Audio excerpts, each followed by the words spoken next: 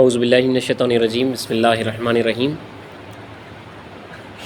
حدود دائرہ کا 5واں باب دنیا داروں سے بے تعلقی، بڑا امپورٹنٹ باب ہے فقراء کرام کے واسطے، خاص طور پہ مطلب جو دنیا ترک نہیں کرے اور دنیا میں مشغول ہے، خدا کو بھولے ہوئے ہے، دنیا کمانے میں مشغول ہے، تو جیسے لوگوں کو دنیا دار کہا گیا ہے، ان سے کنارہ کشی، بے تعلقی فقراؤں کے واسطے لازمی ہے۔ اسی تعلق سے یہ باب باندھا گیا ہے، اور اسی تعلق سے جو روایتیں آئی ہیں وہ اس میں لائی گئی ہیں۔ تو مصنف لکھ رہے ہیں اس باب کے تحت کہ اللہ تعالیٰ اپنے کلام پاک میں فرماتا ہے فَأَمَّا مَن طَغَىٰ وَآثَرَ الْحَيَاةَ الدُّنْيَا فَإِنَّ الْجَحِيمَ هِيَ الْمَأْوَىٰ۔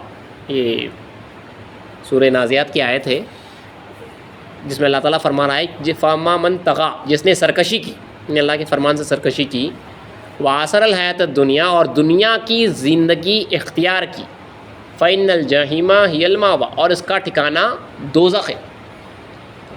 جس نے سرکشی کی اور دنیا کی زندگی ہے تو دنیا میں پڑا ہوا رہا وہیں پہ، تو اس کا ٹھکانہ دوزخ ہے۔ سیدنا مہدی علیہ السلام فرماتے ہیں کہ طلب دنیا کفر و طالب دنیا کافر، دنیا کی طلب کفر ہے اور دنیا کا طالب کافر ہے۔ پھر آگے لکھ رہے ہیں کہ جو فقیر دائرہ ایسے شخص کی صحبت کرے یا اس کے گھر جائے، مطلب جو دنیا دار ہے، جو فقیر دائرہ ایسے شخص کی صحبت کرے، مطلب اس کے ساتھ رہے یا اس کے گھر جائے یا اس سے محبت رکھے، اسلام فرما رہے ہیں وہ ہمارا نہیں، محمد صلی اللہ علیہ وسلم کا نہیں، اور خدا کا بھی نہیں۔ یہ غیر مصدق کے واسطے نہیں ہے کہ جو منکر مہدی ہے اس کے ساتھ، یہ اس کے واسطے ہے جو مصدق بھی ہونے کے باوجود بھی جو ہے مہدی بن دنیا دار ہے، دنیا میں پڑا ہوا ہے، اس کے ساتھ اگر کوئی فقیر دائرہ تارک دنیا اگر اس کے ساتھ صحبت رکھے، مطلب اس کے ساتھ اٹھتا بیٹھتا رہے یا اس کے گھر جائے یا اسے محبت رکھے، تو اسلام فرمانے کہ وہ ہمارا نہیں، محمد صلی اللہ علیہ وسلم کا نہیں، اور خدا کا بھی نہیں۔ پھر آگے لکھ رہے ہیں کہ سیدنا مہدی علیہ السلام کے ان فرمانوں سے مہاجرین، اہل دنیا وغیرہ یعنی اہل نفس سے ہمیشہ بے تعلقی رکھتے تھے، جو اہل نفس سے ہمیشہ مہاجرین کرام ان سے بے تعلقی رکھتے تھے۔ اسی کے تحت واقعات لکھے گئے ہیں کہ ثانی مہدی کا افسوس دیکھیے کہ ایک روز بندگی میراں سید محمود ثانی مہدی رضی اللہ عنہ کو سلطان محمود بادشاہ گجرات کی شہزادی نے خط لکھا۔ حضرت اس عریضے کو پڑھ کر بہت روئے، خط لکھا گیا تھا، عقیدت میں خط لکھا، حضرت اس عریضے کو پڑھ کر بہت روئے اور فرمانے لگے افسوس، میرا نام دنیا داروں کے خط میں لکھا گیا ہے، حالانکہ شہزادی موافق اور مصدق مہدی تھی۔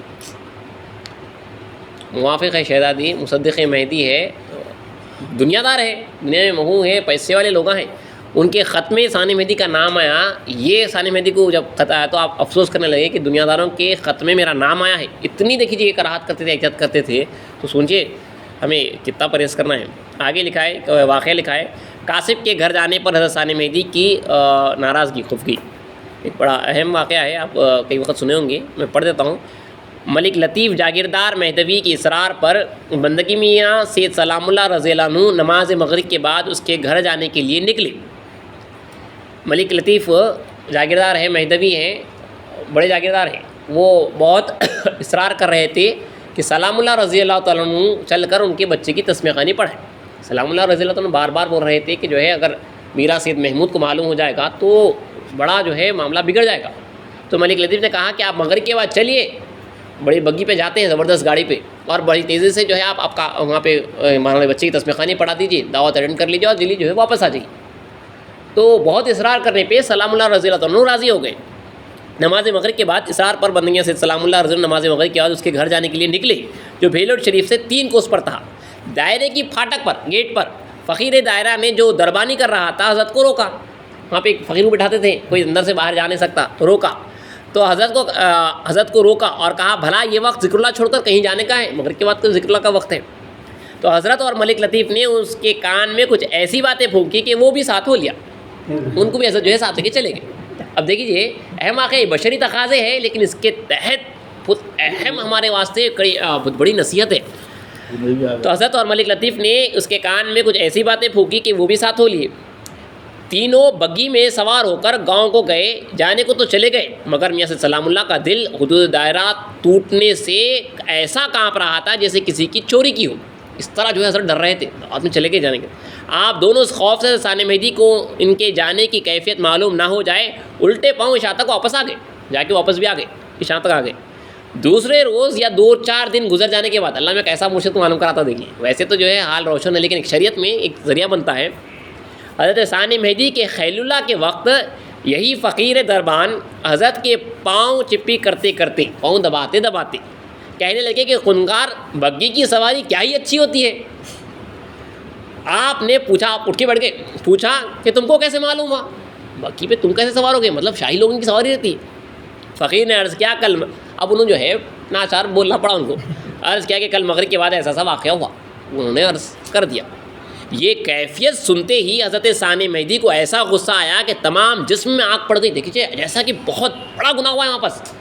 ایک مصدق، مطلب ایک فقیر کا ایک کاسب کے گھر دعوت میں جانا، مصدق ہے، موافق ہے، بہت عقیدت مند رکھتا ہے، عقیدت مند ہے ثانی مہدی کا، جان دینے والے لوگ ہیں یہ، مگر ابھی ترک دنیا نہیں کرے تھے. کتنا بڑا دیکھیے ان سے کیسی ناراضگی تھی. تو یہ کیفیت سنتے ہیں ثانی مہدی کو ایسا غصہ آیا کہ تمام جسم میں آگ پڑ گئی.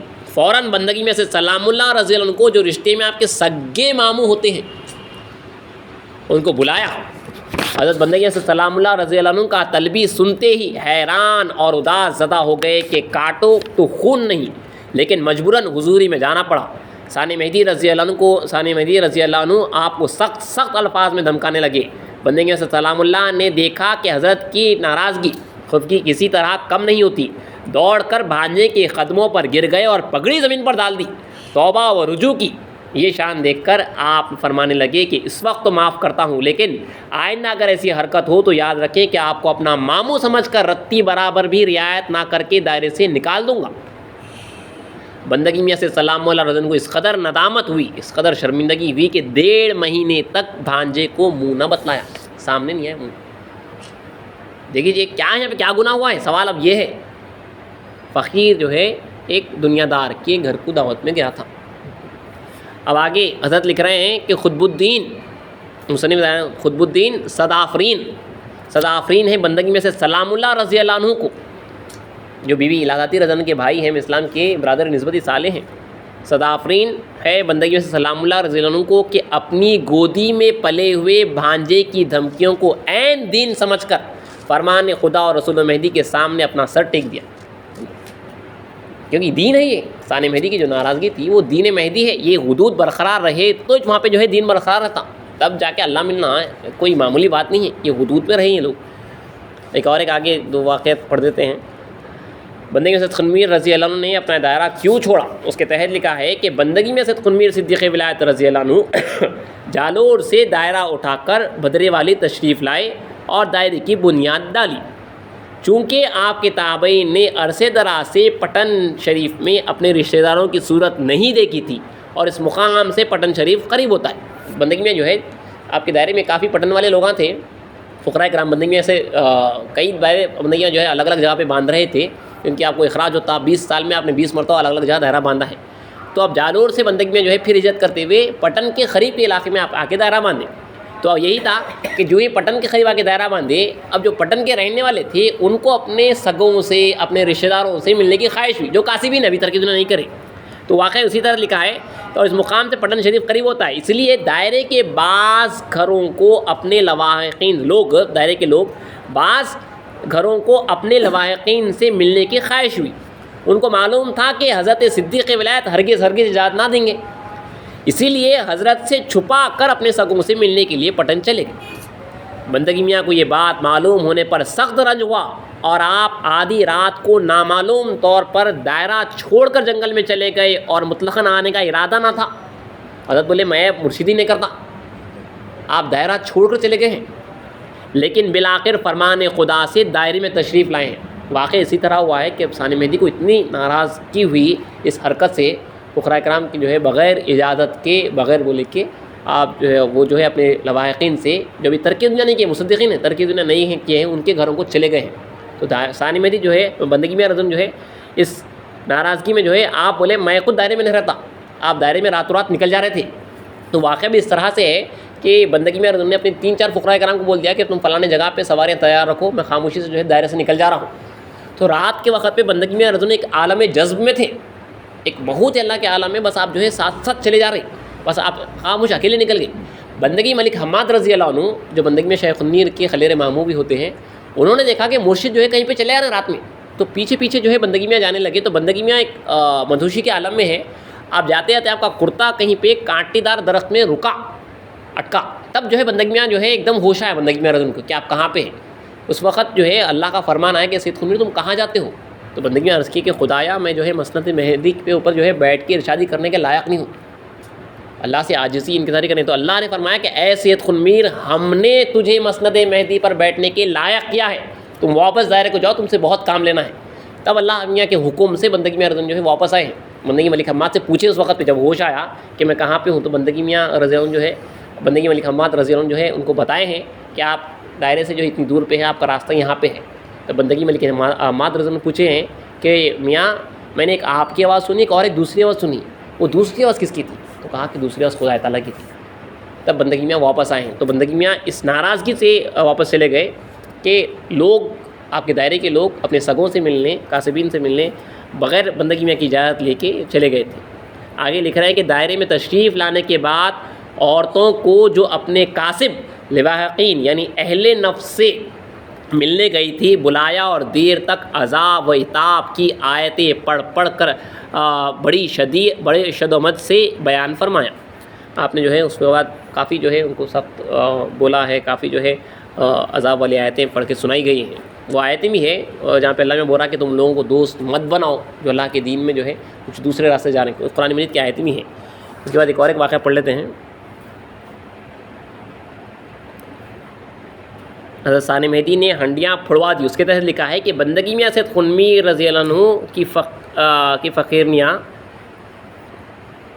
اہل نفس سگوں کے گھر جانے اور قدیم تعلقات تازہ کرنے پر بندگی میاں بے حد خفا ہوئے، لیکن ثانی مہدی رضی اللہ عنہ کے دائرۂ عالیہ کی باندیاں جان پہچان رکھنے والی کاسب عورتوں کے گھر جا جا کر چھانچ لانے پر آپ نے ان کو دھمکایا اور ہنڈیاں پھڑوا دی.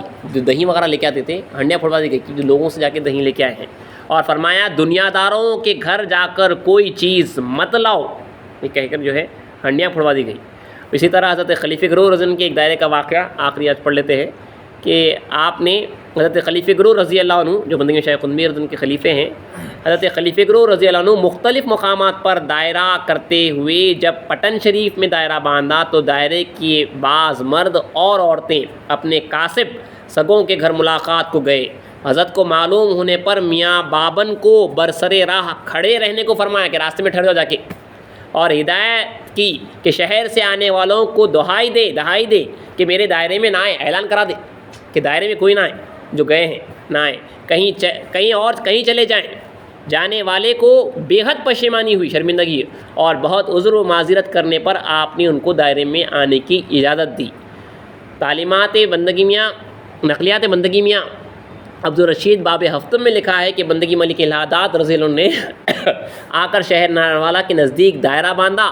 اس وقت فرمایا، جب قریب شہر کے آگے دائرہ باندھے، فرمایا کہ کوئی فقیر اپنے سگوں کی ملاقات کو نہ جائے، اگر وہ یہاں آئے تو ان سے ملو، لیکن اگر تم ان کے مکان پر گئے تو پھر دائرے میں نہ آؤ، وہیں چلے جاؤ. اتنی جو ہے احتیاط برتی جاتی تھی. انشاءاللہ کچھ اور واقعات اسی تحت کہ فقراء کرام کا دنیا داروں سے بے تعلقی، اس تحت اور کچھ واقعات اللہ چاہت تو انشاءاللہ انگلش سے پڑھے جائیں گے.